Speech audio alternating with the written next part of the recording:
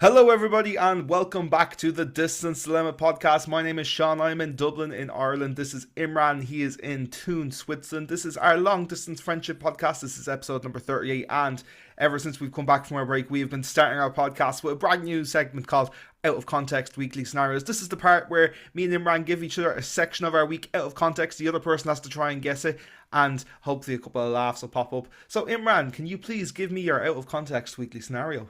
So my out of context weekly snare for this week is suicidal sheep. Oh, God. Okay, so I'm assuming this had to pop up while you were in Iceland last week. Yeah, yeah, of course, of course. Okay, I'm assuming you saw some sheep in a field Yeah, okay, or yeah. a Adding to the zoo story. or No, they were on fields. That's okay, that. It adds that adds weird. That's probably where they started. They started on the where they fields and started. then yeah. Was this Okay. field like on a hill? Um, Kind of a mountainside. Okay, Okay. so I'm assuming like because of the weather there, it was really slippy, and this like it just looked like loads of sheep were throwing themselves off random like like random fucking hillsides or cliffs or rocks or like they were just slipping and they were like falling long distance. No, thankfully no. That would be a Okay, very dark sight. yeah, well that's Okay, I feel like um I'm trying to throw you off here. Okay, they started on a field and they lingered somewhere else. okay. That's okay. Did they linger towards like a village or No, town? no. Okay, Okay, I'll give you two more guesses and then I'll explain.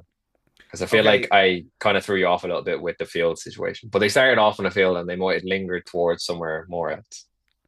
okay.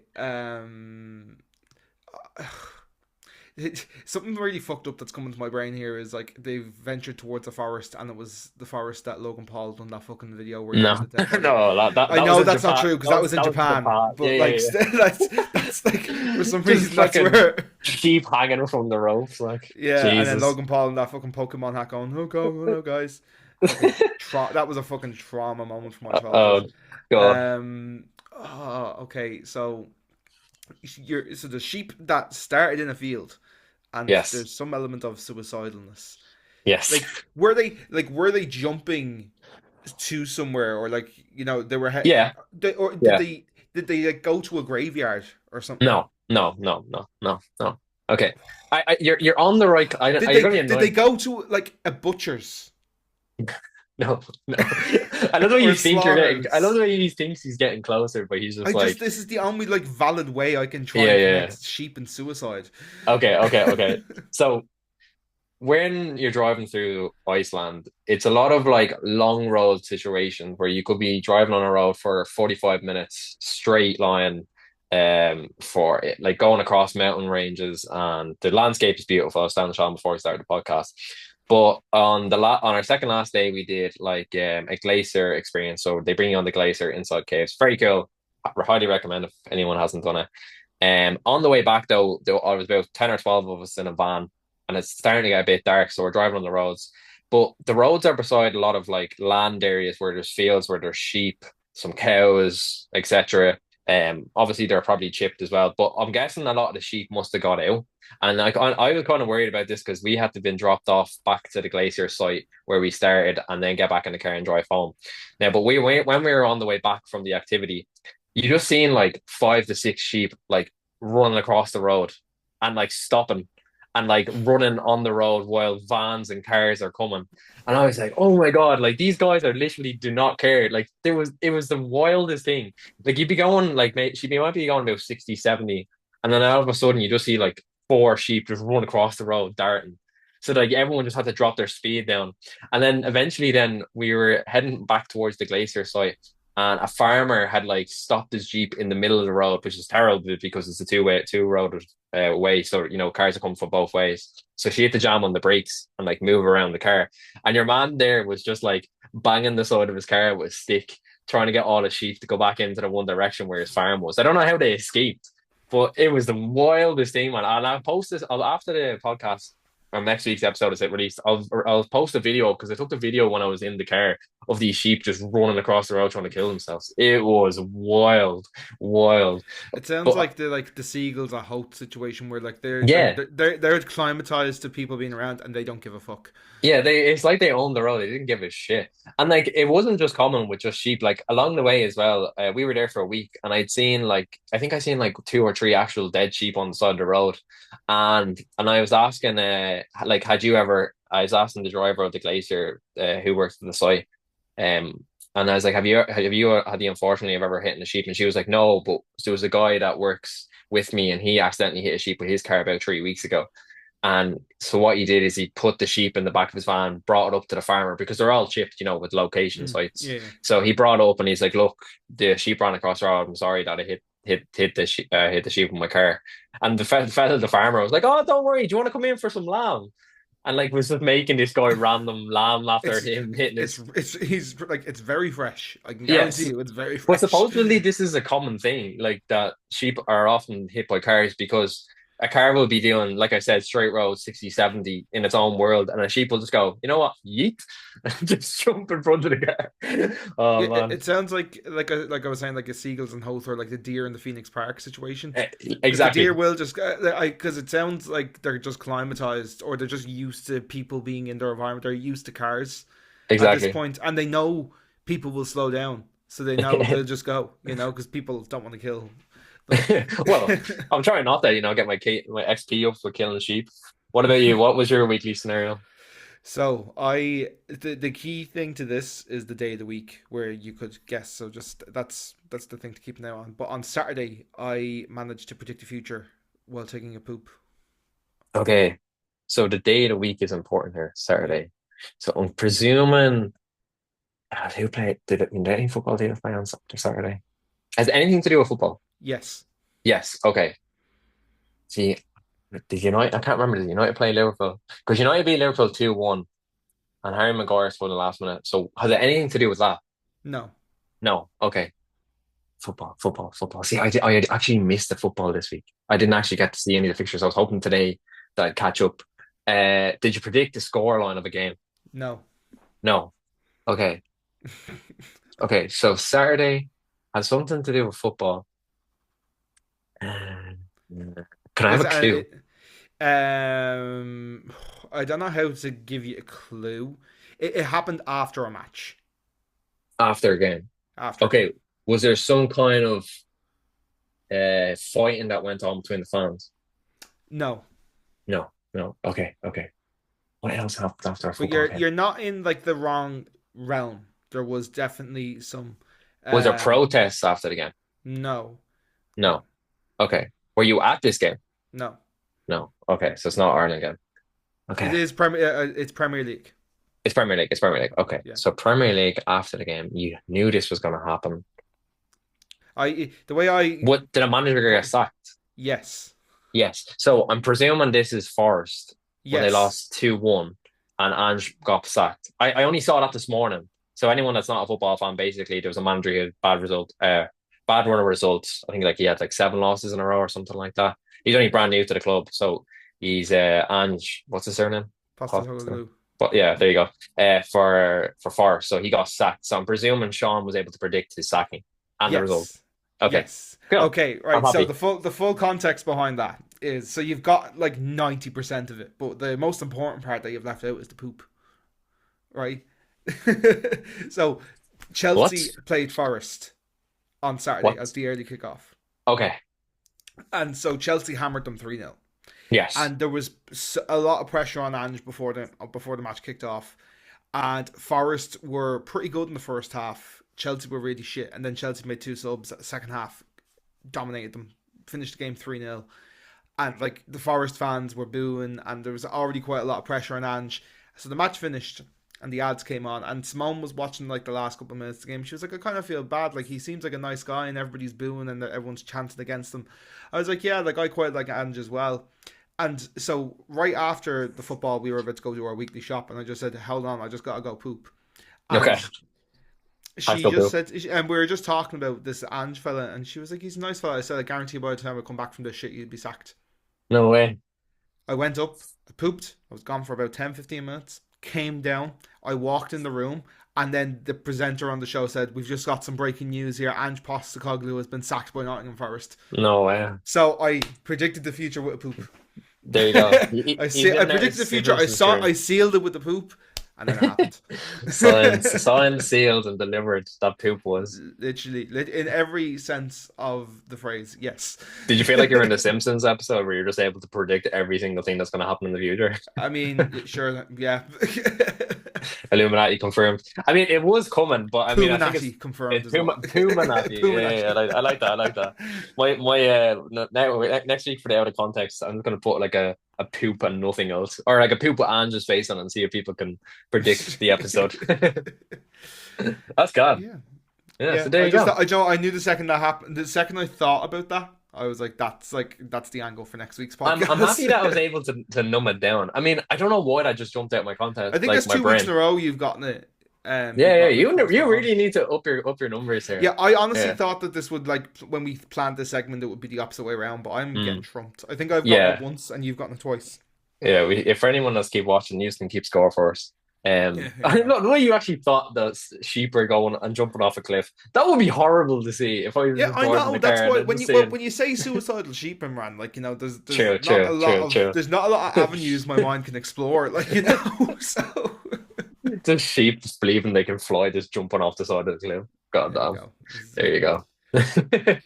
Swiftly moving on.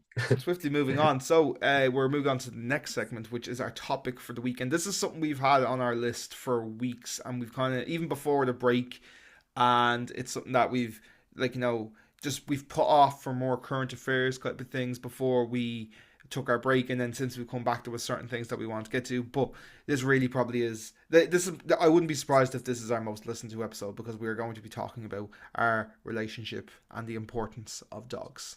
Yeah. We love dogs on this podcast. We love dogs. We love dogs. We love dogs. Dogs are Me not quite always thing. though. I have to say that before we start. I was not the biggest fan of dogs growing up. And it wasn't until I got a dog where I understood. I didn't get the hype around man's best friend and the relationship a lot of people have with their dogs. And I think if it wasn't for me experiencing Bruno, I probably would have had a different perspective on this topic. But yeah, Imran was like the 20-year-old equivalent of that dad who didn't want to get the dog, and the dog became exactly, his dad's best friend. Yeah, exactly. But for circumstances, did you have dogs growing up? I mean, I know you had dogs growing up, but for the listeners' purposes, I'm asking this question. Yeah, like, my family has always had, like, I'm not exaggerating when I say every single house in my family had dogs. So I've always been around dogs, and I've always been around, like, dogs that are friendly with dogs and kids. Because, like, I'm the oldest of all my cousins. Mm-hmm. So, like, and this is on both sides of my family. So anytime I would go to their houses and there'd be dogs in these houses, like, they were super child friendly, and most of them were also, like, other dog friendly. Mm-hmm. And then, like, yeah, I've so there's only been, I'd say, maybe 5 years of my life where I haven't had a dog live with me in my house. Because, like, when me and my mom first, like, when I was born, like, we lived with my grandmother, and she had a dog, and then we moved out, and then we got a dog. We got a pit bull, and then after the pit bull died, I went from the age of, like, I'd say, like, 11 to, like, 15, 16 without a dog, and then I always had a dog in my house, and then, but, like, at in between those ages, and, like, since, there's never been one member of my family that doesn't have a dog. Yeah, so you've been growing up them your whole life. Yeah, I've grown up, and I like different breeds as well.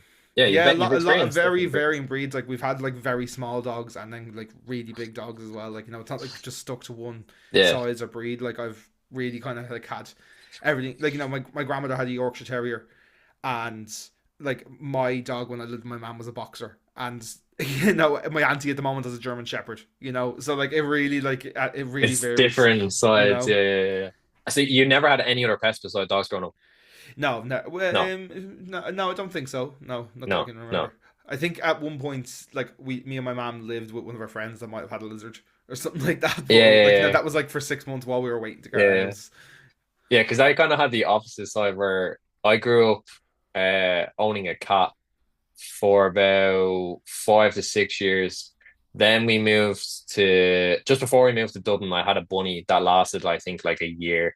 It was like a really like that poor bunny, like it got no time in life, like living with a family. Um, and then we moved to Dublin, and then we somehow, I don't even remember how, we had bearded lizards. They were really cool. We had them for about 3 to 4 years. Loved them. They're really chill. And then it wasn't until COVID when I moved in living with Dari.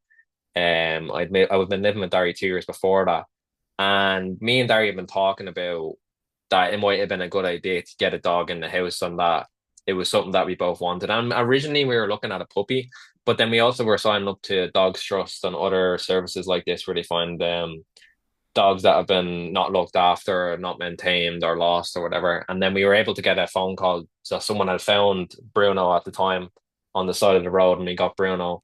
And it's gas, like, because I remember getting Bruno the first time, and I don't know, for anyone that's never had a dog that's maybe had a bit of a hard upbringing, you've got to like learn to build your trust with your dog. And I think for me that was a big thing because I'd never had a dog growing up or been around dogs so much. Like I spent a lot of time growing up with Sean, so Sean had Alfie at the time. So it was kind of like trying to learn that relationship basis, and stuff like that. But yeah, recently Bruno's been a lot in my mind, especially when we were away on holidays in Iceland there. Like I was talking a lot with Nicola and the two other people that I was with, and I was just like I kind of thought like I'm only going to see Bruno every probably about twice a year for the next 5 years, which is a bit sad when I think about it in that sense. Because again, he is my dog, but I also share the dog with Dari, and he's now living in the house with Dari full time. Of course, before I was there, I probably was more in the house a bit more, but work schedule, and I bring him out a lot more on walks. But now I think he's kind of gone into that swift relationship. I've seen now that he has that strong relationship with Dari, which is also nice for him because it makes me feel like like I didn't leave him per se. If that Mm. makes sense. But for me, I think I can understand the importance of dogs in a household, if that makes sense. I don't know if you have anything to talk about what you think about me saying that. Yeah, like I even like from when like I've had like I've been saying there, I've always had dogs, but and we've talked like loosely before about like me and you having similar upbringings and not always for the best of reasons, like and like I think it's really interesting you saying you had to learn to trust a dog when you Hmm. first got it, whereas like for me it was like almost the absolute opposite. Like I knew that our dogs, like whether they were mine or my aunties or my grandmothers or cousins or anything like that, I always knew like the dogs were like and this is one thing I just love about them in general is they're just unconditional love. Like all they Yeah. want to be is your best mate. All they want to do is play with you. All they want to do is be with you. And like I think there was like something always very comforting about that. I think it's why I have like quite a good relationship with animals in general. Like I'm like now me and Simone are like huge animal people. Like we only have to look at the back garden. There's 4 horses and a pigeon loft, and we have Xena here as well. Like so I've always like had a very like trusting instinct towards animals. I think like because like you would have like you know this about me as well. Like I'm quite soft in Hmm. nature and like in terms of like You're a relationship soft guy. management and stuff. And He's yeah, a just loving in guy. general, I'm a softie. I'm a big softie. Mhm. Like and I think like that like comes from one Being having gone around. through quite a lot of being having gone through quite a lot of hardship when I was growing up, but also like going whenever I was with one of the dogs, like knowing I could be kind of soft and be vulnerable, and they love me for Hmm. just for me, like and I think like that's also helped with like me and Small have talked quite a lot before about like how I am like very comfortable in my masculinity Yeah, as yeah. well, and I think that actually played like quite a big factor in it as well. Like I think some people might think I'm like reading way too much into it, like but I genuinely do feel like I feel like the dogs give you that space to just be yourself. Like the dog doesn't care whether you're eating your cheat meal or whether you're having your healthiest meal or whether you're picking your nose or whether you're doing whatever. Like I'm just giving examples like going up through life. They don't care if you're having you've come in from a really bad day of school around like Hmm. that. They just want to be there for you and they just want to love you, and all they ask for is a bit of love back. That's it. The attention thing for me was big. They Like I've never seen an animal, obviously because I had the lizards, the bunny, and the cat. Like I've never seen the amount of attention dogs need. And when you think about it in like the smallest of terms, it's really something small. You know what I mean? Like Mm. just for a bit of acknowledgement, it's not that big of an ask at all. I used to more like one thing good memory I used to love with Bruno was I used to come in from like nights out at like 1 a.m., 2 a.m. or whatever. Obviously, I had a few drinks on me. Like I'd go in and I'd make myself like a crisp sandwich or something just before I head to bed because I'd be in work the next day. And he used to like get up and like come in and like just sit with me while I'm eating, watching YouTube on my phone, piss drunk at like 1 a.m., 2 a.m.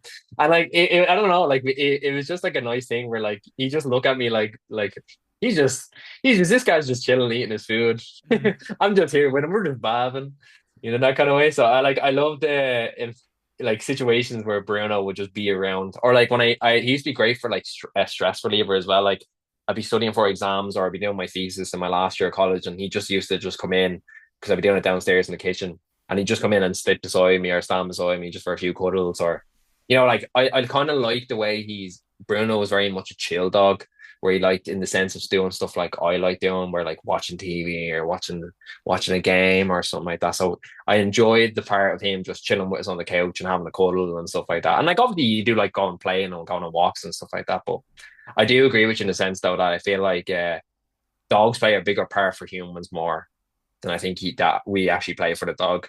I think Mm. in a dog's world, they only need limited things, to be fed, to be walked, a little bit Yeah. of attention, a bit of water. Where for us, I think on a mental scale, it's a big, big up. Yeah, and I totally agree, and I think that's why like when people's dogs do die or when they have to get rid of them for any reason, like it's why it's so emotional, and it's likely the same for cats as well. I can't speak. I've never Yeah, of owned cats, course. like but also from seeing family experience, like getting rid of snakes, getting rid of lizards, getting rid of rabbits doesn't tend to be half as emotional as when you get rid of a dog or your dog dies or any of these other animals die. Like dogs always like it's always like it really is like a member of your family has died. Like I remember when my auntie had a cocker and a Springer Spaniel, and they were just both the most gorgeous dogs. And like I'd see one of them was a rescue. He was do you remember Charlie? He was the Springer. Charlie, yeah. Yeah, Yeah, yeah. he was a great, and he was a rescue, and he was such a great dog. And then there was Bailey, who was the Cocker Spaniel, and she was like I remember the day Sinead brought her home as a pup, and Hmm. when Sinead called me to say each of them had died, like they died like a month apart, like so we got a call like twice within a month to say Charlie's dead, Bailey's dead, and like I cried, like I fully cried for the dogs being dead, like I wasn't Hmm. even it's not I wasn't even in their house, like one call came while I was in work. I had to go into the bathroom for 20 minutes and cry because the dog because her dog had died, and then another one came like when I was at home in the evening, and again like I was just lying on my bed and I just started crying because one of the dogs died, like and they weren't even my dogs, they were my auntie's dogs, like but it is such a like you get form such an emotional connection because they can carry such an emotional weight, like you can lean on them in that Hmm. way, like you said, like when you're stressed for exams or when shit's going on in life and you just need to relieve a bit of stress by by petting them, by cuddling with them, by giving them a kiss, or by bringing them out for a walk and stuff as well. Yeah, I mean, like I can give you kind of one example that at the time, my mom was living with me and Barry at the time in the house, and my mom had been going through a couple of rough years. And there was one morning she was really upset, and I was awake in the morning because I was going for my shift, so I had to, clear the windscreen in the car. But I also, was trying to comfort my mom or whatever. And Bruno was in the sitting room and kind of sensed like there was something wrong, and this is where it really big on the thing that I feel like dogs have a lot of human traits that it's kind of scary sometimes as well. Like their mannerisms are so human like. Um, and he like came in between my mom's legs. She was sitting down, and he put his head just like in between her legs, kind of like, and then put his head on her lap to say, kind of like to suggest, like, oh, it's okay, it's okay to be sad, it's okay to be feeling down. And I was at the door, and I had such a clear view of it, and something like I'll never forget about Bruno. And I was just thinking, like, the maturity that that dog had to sense that there was something wrong, to get up from where he was sitting, come into the room, see the situation and then comfort another human like without asking for anything. You know what I mean? Like sometimes I think in this sense is like, you reward a dog with a treat. It's the idea of that, they're being rewarded for doing something good. Like he didn't even ask or beg for any a treat after, or he wasn't like, going over to his pot for Mm, food or anything. Like he just did that off his own back. And that was a big like awakening for me to understand like that dogs have a bigger meaning, especially in families like growing up and seeing situations like that. And like I already know like myself, like I'll be when Bruno does pass away, because as all things people do move on and stuff like that. It'll definitely be a hard day for me. Like I try not to think about it, but it does be on my mind because I'm living away from him so much. And that the mm, times now when I do see him, it's very, you know, important that I'm like spending quality time with the dog. mm. Um, so it'd be interesting to see how I, process stuff like that, like losing animals and, because like you said there, you've had a bit of experience with Charlie and the other anti dog as well. But like I said to you there, like I think the importance of dogs in like a wider picture is just like the connection and the memories that you make over the years. Because like you're there, like you're obviously getting upset over them dogs because you were like you were saying, you remember when the dog was a puppy, you remember how excited everyone was in the house when the dog came, all the walks, the laughs, because dogs are hilarious as well. Mm. So yeah, that's kind of what I have to say on the topic. And like for our listeners, if you have anything to say on the topic, I can post something up on the Instagram If page, or anybody you just wants can, to send us photo of your dogs as well, yeah, we're yeah, so down we're for that. happy. Like we would Yeah, yeah, very yeah, much yeah, enjoy. Like yeah. I even think like it's such like a funny like communal thing when you are like out and like you're getting like maybe you're getting to know people for the first time. Like you're just first introduced to someone and you're like, do you have a dog? Let me see. Like I want to see a photo of that dog right fucking now. Is it the ugliest thing Yeah, ever? Fantastic. yeah. Or is it cute as a button? Brilliant. Like I want to take a look. Like like it needs to land on one side of the scale. Like it needs to be the cutest thing ever. Or it needs to be ugly as fuck. And they also But fall into that topic category then of like dog people, like where you can tell mm, that someone has a dog or they've got like traits of someone that's owned a dog or been in a family with a dog. yeah, And I only noticed it once I had a dog myself. Like you can see people, they get so excited when you start talking about your dog or let's see a photo of your dog. yeah. Um, I actually have a thing with one of the girls in work where like it just like started off as like so as most of you guys who listen know, me and Simone moved in together last year, got our house, and we took Simone's dog. So we've had Xena, and Xena is effectively my dog now as well. Now Simone's obviously her master and stuff like but I love Xena to bits, like mhm. especially because I work from home with her so much as well. Like it's great. Like right after this, I'm gonna go in and I'll play with her for 5 minutes and fuck off and do something else and then do it again with her at some point. But um, what's sorry, I actually think yeah, what I was saying about what I do when the girls work, like so like when you get a new dog, like everyone like you want to take photos. So I was just taking a lot of photos of Xena because like I had only chilled with her in Simone's parents' house. Yeah, yeah. So as that, and like I just constantly was taking new photos of Simone of Xena. Sorry, not Simone.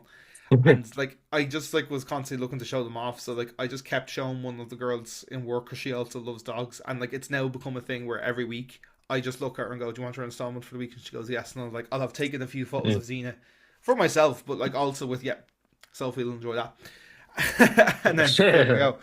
But like they also like teach people, and like I think it's like they're such great they're so good for teenagers as well, like going into like really difficult times, like as everybody knows, like from the ages like 10 to 20 is not like an easy time for anyone at any time, like especially in the A lot modern of world. I think growing. it's a lot of growing, and I think like they're great for not only like emotional support but also like teaching responsibilities. Like I know for me, when we got our dog, when I like we got Alfie, who was a boxer at like 15, and you met Alfie, and Nicola knows Alfie very well as well, and like like having that responsibility of like this dog's entire happiness relies on you, being there for it, feeding it, and also taking it out on a walk, and like you forcing you if you force yourself to be in a position where you have to walk the dog, it's not only good for the dog, it's good for you.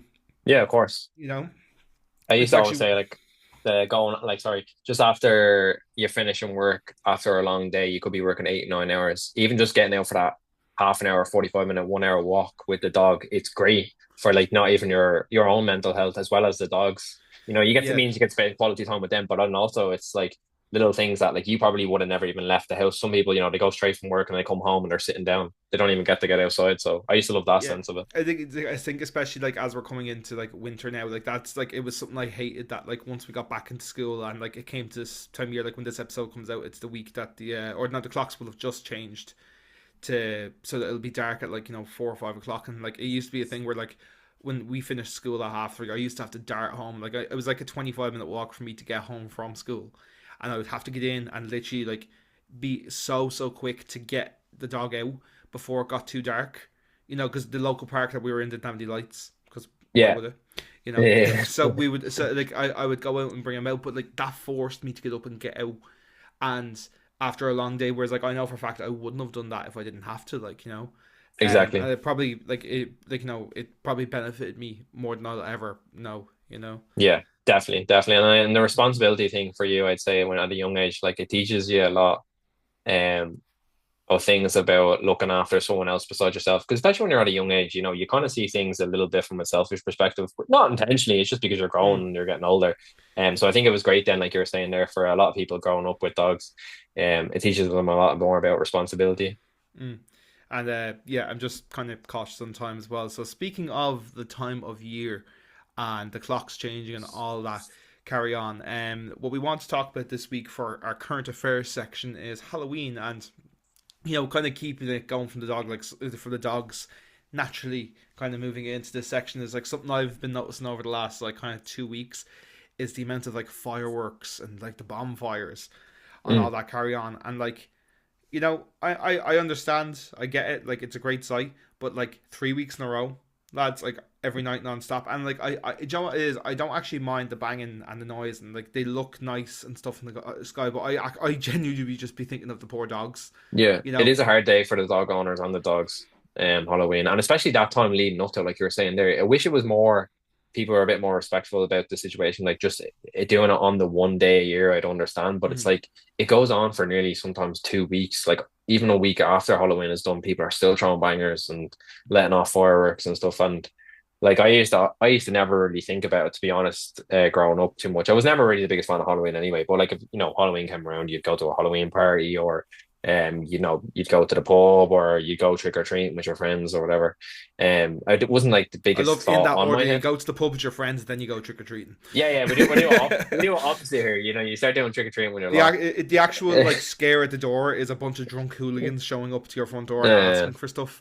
have you any twirls, bullets? Uh, but yeah, then it wasn't until I got Bruno that I kind of understood like the importance of how hard that day is for them. Like Bruno was never the biggest fan of the loud noise, especially the bangers, because they make such a loud, I know, ironic, a loud noise.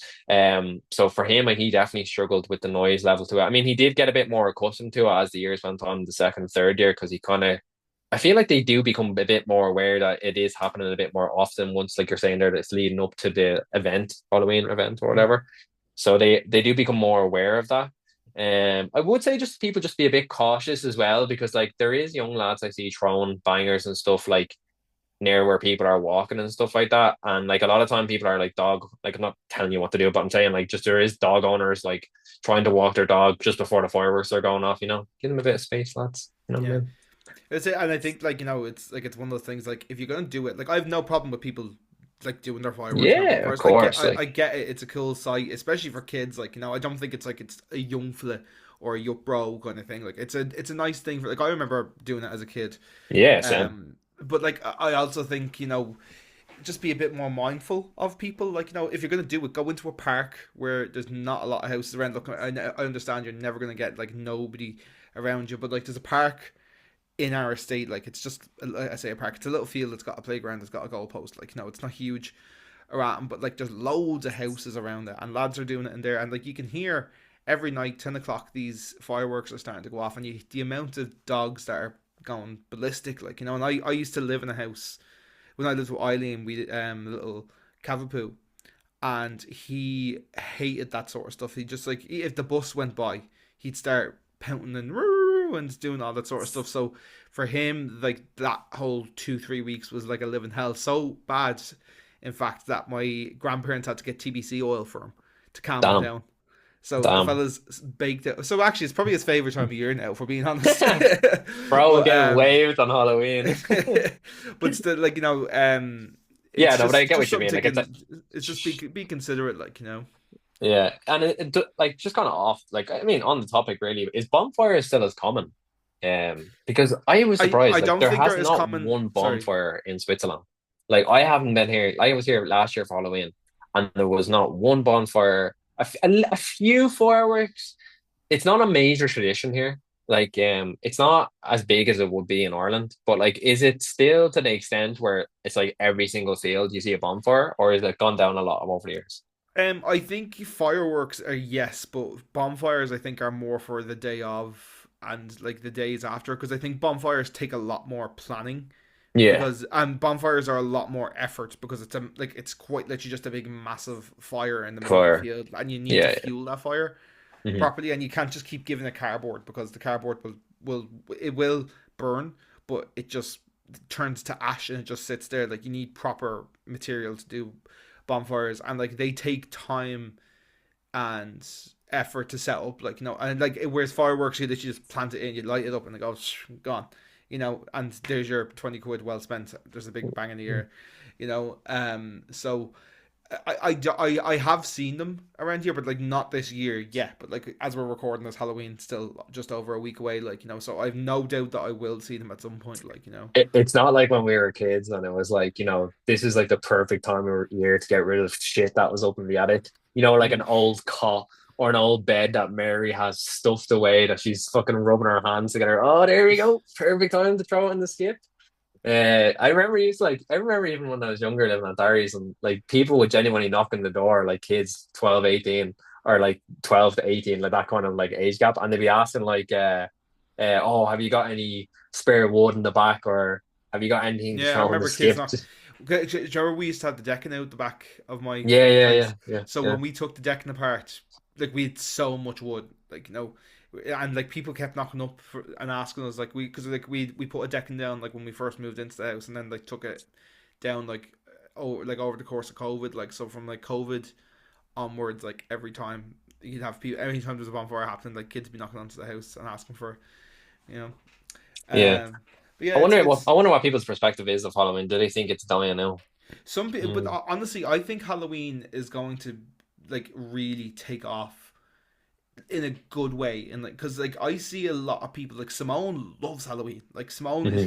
huge into Halloween, and me and her both don't really care about Christmas, but like Simone loves Halloween. She loves the kind of the dressing up The and the spooky spooky side to season and like yeah. it's I get it, like it's fun and like it's good like for kids as well, I think like keeping it, as much as I'm not a huge fan of kids in general, um I think like keeping them in the kind of like mindset Fun of side. Halloween. Yeah. The creative Yeah, side too. but I think it stops it becoming like a hooliganism kind of holiday where like like Mm, Paddy's Day has kind of become that where like it's just a day where yeah. people go out and get pissed and things get really really messy. I Yeah. think Halloween hasn't gotten that far because kids are still such a centralized part of it. Like the main thing of Halloween still is for kids to go dress up and knock on And your go house trick or and treating. get Yeah. trick or treat, and then there's Halloween parties and that sort of stuff. But the main emphasis, kind of like Christmas, is it's kind of all about the kids in that sense. And I think if it stays that way but continues to grow in this kind of like nice spooky season kind of camaraderie kind of way, I think it could like become like no, I think it could just kind of keep growing in popularity and could become like quite a big holiday, you know. Yeah. I agree. I agree. Um, yeah. What's the weirdest thing you ever dressed up as for Halloween, Weirdest thing I've ever dressed up as for Halloween. or something you want to do for Halloween, maybe? I haven't dressed up for Halloween in such a long time. I always wanted me and Nicola to do like a joint costume. Mm. I feel like I know it's so obvious, but like we would look so good as like Aladdin and Jasmine. You know what I mean? Yes. Yes. Or like Diego and Dexter. Like Dexter, sorry, Diego and Dora. Dora. That's a Yeah, bit incest. It's just Dexter in the full on white suit. Tight Yeah, suit. like I always wanted to do one because I feel like we fit into the category because we're dark. So you know what I mean? It's not On racist topic. if he says it, guys. Okay, it's not Exactly. racist if he says I it. see you counting. I see you counting. So yeah, I don't know. What about you? What's like one? I feel like next week we should maybe potentially dress up, but we'll see. I know That it could won't be come out funny. on Well, no, Halloween, no, we should but have done that for this week because yeah, this week's this recording is the Halloween week episode. So hey, fuck it. next We year, do guys, next year. We do what we next want year, though. We do what we yeah, want. we do. We make the rules. I've to so like when I was younger, I dressed up as I dressed up as Jedward once. Oh god. Oh god. But Have I'd you say surely you have a photo of that? not one that I'm willing to share. Anyway, Okay. Not yet. I think probably the funniest thing I ever did was like dress up as a serial killer. Speaking of Dexter, but Any specific one? what I did was, I got loads of cereal boxes, got loads of fake blood and knives and serial killer, and that way, so like I loads like like the big packets of Okay. Weetabix and Okay. Rice Krispies. Like I Okay. literally like put myself top to bottom full of cereal boxes. It was held together by like fucking sellotape and masking tape, and then That's just low-key loads of fake genius blood. though. But it was quite funny. I don't have any photos of it. And one thing I want to do at some point, but I don't know because I think this would have been the good year to do it because I don't know if I will be able to do it next year because it's kind of very determined on my weight. Um, but what I've wanted to do for years is basically dress up as the blue Mr. Incredible. Mr. Incredible Oh, in his yeah, yeah. OG blue suit, right? We But literally watched The Incredibles last night as well. uh, I, I'm Yes. I'm itching to rewatch it. I've been watching some video essays on it, and I kind of want to rewatch it. So good. Oh, So great good. film, top four in Great film. Letterboxd. What a film! Yeah, easily. Um, Easily. so like what I wanted to do very specifically was Mr. Incredible in the blue suit, and when he gets scouted by Syndrome to go to the island to fight the robot for the first time, the suit's too small for him, and his Yeah, belly's yeah. sticking out. Yeah, yeah, yeah, yeah, yeah. That particular thing where like he does the big stretch, his And it belly's comes poking out, off. and he just goes, "Showtime." Yeah. And then I want to do like the next year, do the red suit where he's back and muscly, Yeah, yeah, yeah. I can see where you're going with this. Maybe you might just do it at Christmas. Fuck it. Fuck it, Have a yeah, little dress up honestly, party for Christmas this month. yeah. Okay. Will we move on to the dilemmas this week? Yes, sir. Yes, sir. I've been talking quite a bit, so I'll let you take the floor with the first of the anonymous Yes, so section. your anonymous distance dilemmas, guys. We have two new ones here for this week. So I'm gonna read the first one out now. So my ex that I broke up with 3 years ago is still stalking me and trying to contact me. He has an email generator, so no matter how many times I block him, he still manages to contact. What should I do? You want to go first on this one? Tell his ma. I actually know who this one's from. Like, I know the person that wrote this. The one thing that I always suggested to do is that she should probably go to the guards, considering it's Yeah, been 3 years. yeah. Um, but it is a bit scary to think that people do are and still are getting obsessive over relationships they've broken up with over 3 years ago, you know. I mean, like, I'm all for, you know, enjoying the experience you had with the person and don't not regretting it, and it takes time to get over a breakup, but 3 years is a bit much if you ask me, and I do think this person should severely get some help. But Severely Sean, back the anything fuck you off. yeah, come on, pipe down, bro, pipe down. Especially this, like the fact that he has an email generator, so no matter how many times I block him he still manages to contact. That's insane. That That's a bit is, insane. but like that's like I know you're saying insane in a like kind of very like casual tone, but Yeah. that is criminally fucking insane. Like Yeah, yeah, yeah, yeah. I would say you need to ring the guards, and I kind of jokingly said tell his mother. But if you were in a relationship with this person and you know his mother, tell his parents. Did On you know what like the sad thing is, man? I think his parents actually know already. what That's the sad then thing. like shit like and I know this like is a lot easier said than done, but like make this a known thing, like because this is clearly causing this person a lot of stress. If they're sending it in to us, if they've blocked them and there's an email generator aspect involved, like this clearly is causing whomever is affected by this stress. And I don't blame you as well. This is a fucking horrible situation, right? And I would seriously consider going to the guards. Yeah, I Now mean, again, the thing about that is like, I really hope that the guards really put a stop to this, because you know, the fact that the relationship ended 3 years ago, and I am putting a time period on this, is a bit insane to me, because 3 years is a long time. yeah, it's not something that you'd process over within a 12 months period, which is normally what you do when you're in the breakup. You go through the different phases of, Mm. how you felt about the relationship and where it went and blah, blah, blah, blah, blah. And then you move on, etc., whatever. But the fact is that he's still pursuing this person 3 years over, and every time that she's blocking the email, he's still providing a new Yeah, one. I think the time aspect to it is a huge thing. Like I would Yeah. say if it was like a couple of months to a year, I'd be like, okay, look, come here. A year is still weird though. It's weird, but like it's also like, come here, if you really loved somebody and you didn't, maybe it wasn't their choice. Like you can understand the like want to have that back and stuff. Now, Yeah, of again, I'm not course. agreeing with like the person's methods at all, but I'm just saying like I get it, but 3 years is like, okay, this is like in 3 years you can be a totally different person. Like, we kind of touched on this before, but like, we're both very different people to who we were 3 years ago. Like, so I hope this I guy does mature a little bit. yeah, but honestly, my honest advice would be go to the guards. But if you don't feel the guards are doing enough about it, and again, both of these things are so much easier said than done. Of Um, course. but like, consider telling his parents, telling his family, telling his friends, whomever you feel comfortable telling in that space, or you could do. Now this would be a bit of a dick move, right? But I would also argue having an email generator contacting you when you clearly don't want to be contacted is also quite a dick move. So I wouldn't feel too bad about doing this. Out with him online, put For something real. up, and be like, this person is harassing me, and I've tried to do this, I've tried to do that, and I'm just like, make other people know, because what that will inevitably do is people Hmm. will know about it, and he will likely back off. And I don't mean this in a way of like, hey, this person's doing this, please hurt this person. That's not what I'm saying. But Mm, I'm saying, like, mm, if this is causing so much stress to you, it's not fair that this is burdening your life so much.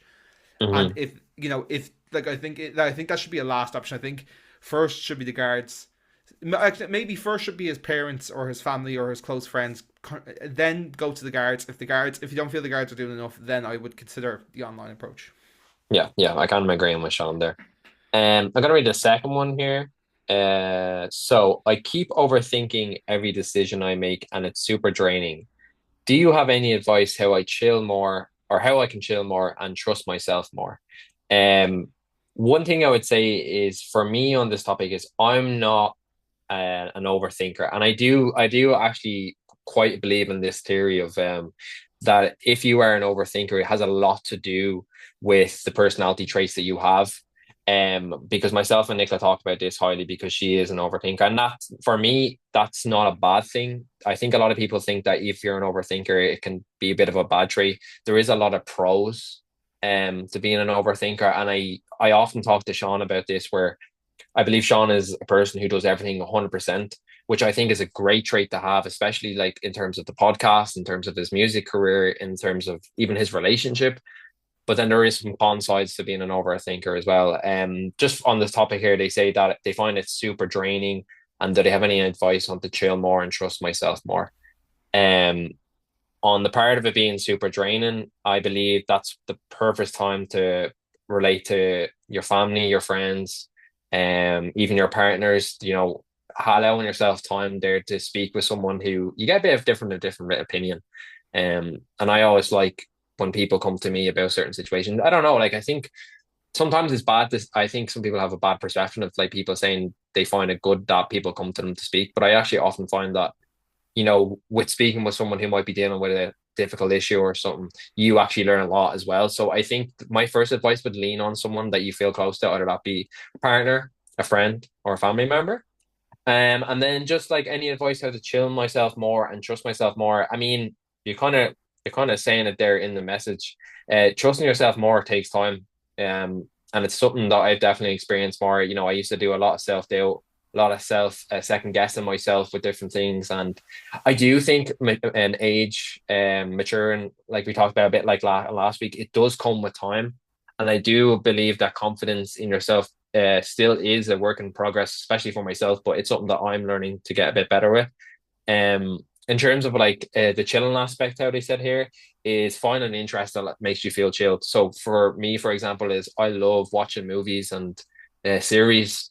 just disconnect and don't go on my phone, zone out. Or like for Sean, might be like the way he says he loves video essays, might be a way for him to chill out where during his busy work schedule. So they're kind of my advices to that particular topic. And I'll let Sean now speak a bit more on the topic.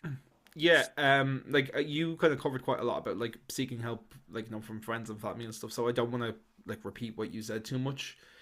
Um, so like I honestly like I used to be quite an overthinker when I was a teenager, and this was a bit more like when I was in a bit of a bad situation.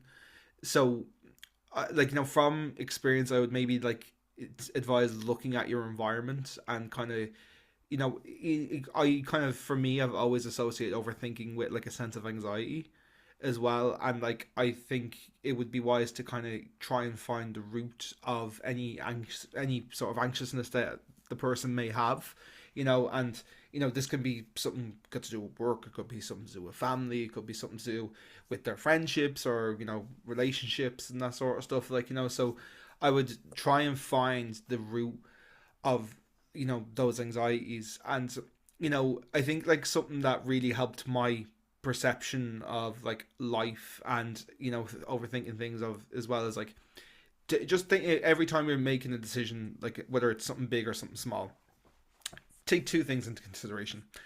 One, what is the worst case scenario? Like, what is, if you do option A or option B, in both those situations, what is the worst case scenario? And I know people may think, oh, this is going to lead to overthinking, but I think if you try and bypass you know, like the rabbit hole that, of going down there, I think if you just go straight to the end and go, okay, but nobody's going to die. Someone may be uncomfortable. So little things like that. And, when you consider those things, I think stopping that kind of descending kind of slides down can be really really helpful, and just kind of getting straight to the point of like this is the worst thing that could happen. Is that terrible, or is that right for me? And sometimes the worst thing that can happen is bad for other people, but then we've talked quite a lot before about you need to be able to put yourself first and being able to be Yeah. responsible for your mindset. Like and like we talked a little bit about this last week with like cutting certain family members off and stuff, like and that Hmm. could be part of this. Again, I don't know, this is all totally anonymous. So Yeah.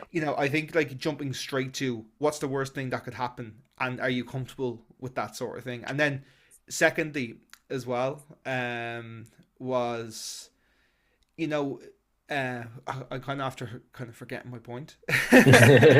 um oh yeah, but it's also like putting like overthinking these things. It's like what is it going to harm anybody is the big thing, I would say. Like is this, it could be a little decision, and like a lot of it could be kind of like psychological, like of like, oh, if I do this person's going to think that, and if that person thinks that, then they're going to tell this people, and then this is going to like, it turns into a big kind of spiral, you Loophole, know yeah. um which I just I for me, I used to do that, and I just who honestly, the only person that matters is yourself. Try and put your own mindset, try and put your own goals and stuff ahead. Yeah, and I genuinely, and this is something I really live my life by, is if it does not harm anybody, then go ahead and do it. Like, and that can be little things like tomorrow, for example, I'm going to a concert by myself in Wexford tomorrow. I'm staying in Wexford overnight, going to spend the day in Wexford, go to another concert. A lot of people would really overthink that and go, oh my God, like, the things that could happen. Like, I'm going to drive down, like, oh my God, I could get into an accident. And come here, look, these thoughts naturally will crop up. And I don't think overthinking is like naturally a bad Yeah. thing, but like when I'm it a is big single consuming person you, though. Yeah.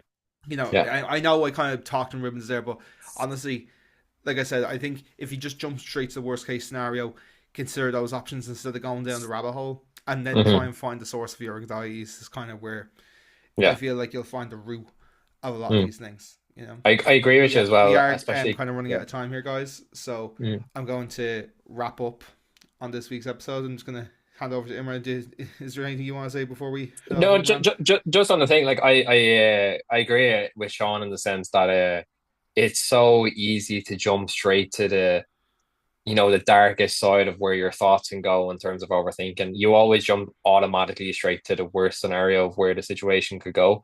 And I think it's just important for just to take a step back, take a second, understand the situation, understand where you are, and then think about it in more of a reality terms. Like Sean was saying there, he's going to Wexford tomorrow. He's already thought all the things that have naturally came into his head, but he's understood the situation. He's not harming anyone. He's going down to Wexford to enjoy himself. And that's how a lot of other people should think. And it is easier said than done. And a lot of these traits do come with things. The one thing, last thing I would say, that's something that I used to use growing up because I suffered a lot with social anxiety in big places and stuff like that, is just because it came to my mind, is anxiety bands. I don't know if you've ever heard about them, Sean.